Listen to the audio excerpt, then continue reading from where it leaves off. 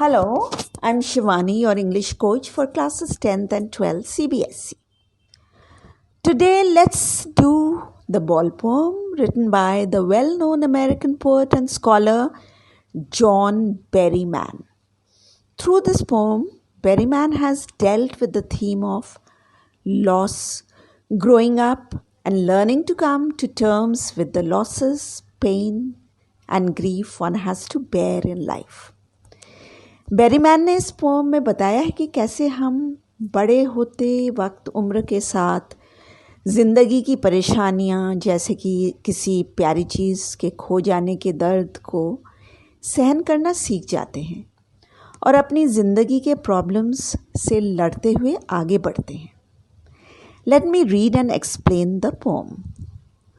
What is the boy now who has lost his ball? What is he to do? I saw it go merrily bouncing down the street and then merrily over. There it is in the water. In the beginning of the poem, the poet wonders what the boy was going to do now after losing his ball. The ball perhaps he might have been playing with a little while ago. The poet saw the ball happily bouncing down the street into the water in the harbour. Now it is lost inside the water. It means the ball.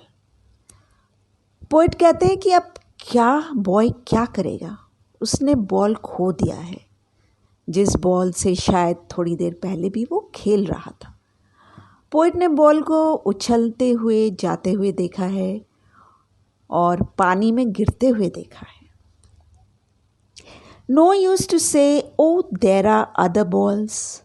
An ultimate shaking grief fixes the boy as he stands rigid, trembling, staring down all his young days into the harbour where his ball went.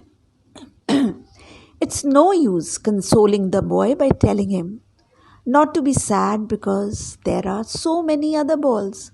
He can go to the market and buy any other ball of his choice. Because the boy is profoundly or deeply shaken by sadness or pain or grief of having lost his ball.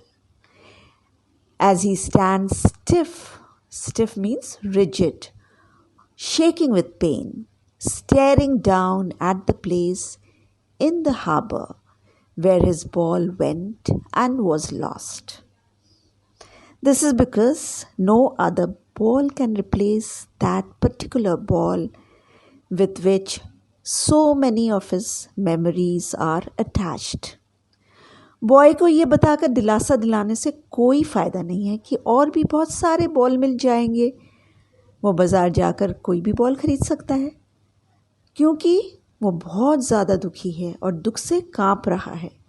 उसकी आंखें harbour के उस जगह पर ही टिकी है जहाँ उसने बॉल को खोया है. वो पर्टिकुलर प्लेस, वो जगह पानी में जहाँ उसने देखा है बॉल को गिरते हुए, वो उसी तरफ टकटकी लगाए देख रहा है.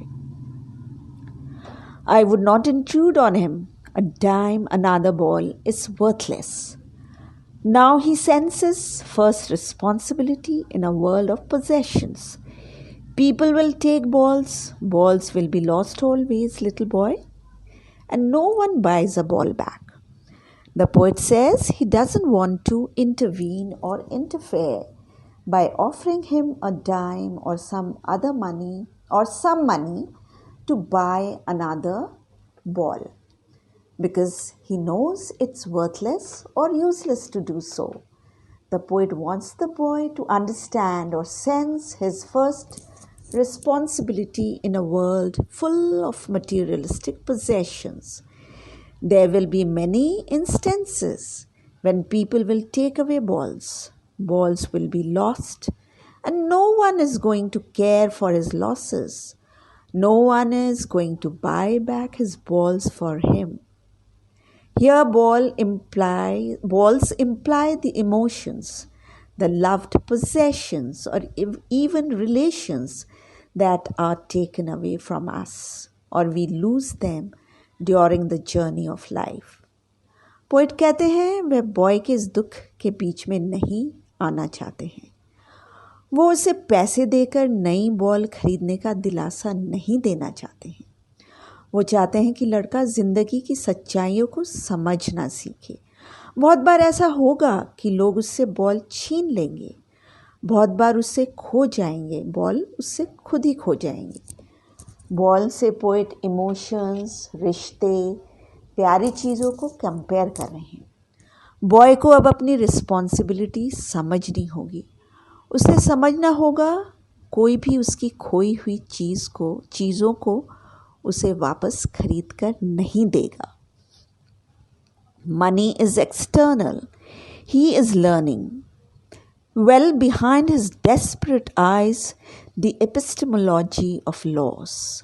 How to stand up, knowing what every man must one day know, and most know many days. How to stand up. Money is external means money can buy only worldly goods. It cannot buy love, relations, attachments, etc. The boy is now learning the meaning of loss. He is gaining the knowledge how it feels after losing things and how he should deal with the situation. Every man or everyone has to understand and learn to stand up and cope with such situations. पैसा external है, इससे हम सिर्फ सामान खरीद सकते हैं पर इमोशंस नहीं खरीद सकते। बॉय को अब ये बातें सीखनी है कि कैसे कुछ खो जाने से कैसा प्रतीत होता है या कैसा लगता है, ऐसी परिस्थितियों का कैसे सामना किया जाए, ऐसे सिचुएशंस का कैसे सामना किया जाए। हर मनुष्य को ऐसी सिचुएशंस से एक दिन जूझना और सीखना पड़ता है और हमेशा के लिए अपने को तैयार रखना पड़ता है। इन परिस्थितियों का सामना करना पड़ता है हर किसी को। Now let's look at the main points. The boy has lost his ball while he was playing. The poet wants to know what he will do after that. It's no use consoling the boy by telling him that there are other balls. The boy is shaken with grief. He stands looking at the harbour where he has lost his ball. He spends all his young days standing there, recalling the memories of the time spent with the lost ball. The poet doesn't want to interfere by offering him money to buy another ball.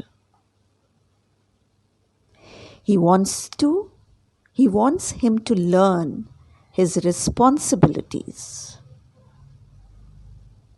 The poet wants him to learn his responsibilities. Now the boy learns his first responsibility. Poet wants him to understand in this materialistic world, people will try to take away things, his emotions. He will lose them. No one will buy them back for him. Money is external. It can buy things, but not emotions attached with people and things. Everyone must know this and learn to stand up to such situations or cope with or face such situations. The ball represents the loss of something dear. It may be beautiful memories of the time spent with something or someone. It can be your childhood or any other thing.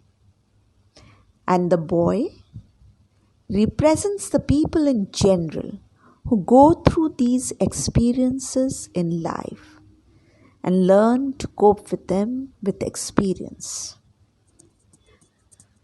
Now let's look at the poetic devices, figures of speech, assonance. The example is, what is the boy now who has lost his ball? You can see the repetition of vowel sound O in boy, now, and lost. The second figure of speech is repetition. Example, what? What is he to do? Balls. Balls will be lost. So you can see the repetition of the word what and the word balls. Next is personification. Merrily bouncing down the street. Here the ball has been personified and it is shown merrily, happily bouncing down the street. Imagery. He stands rigid, trembling, staring down. When you read this line, you can imagine the boy standing rigid and trembling and staring down. Alliteration. Buys a ball back. The repetition of the consonant B in buys, ball, and back. Now let's look at the rhyme scheme. There's no rhyme scheme as such. The poem has been written in blank verse or free verse. So that's all. I hope you found the video useful. Please share it with your friends. Give it a like. Send your comments. And don't forget to check the.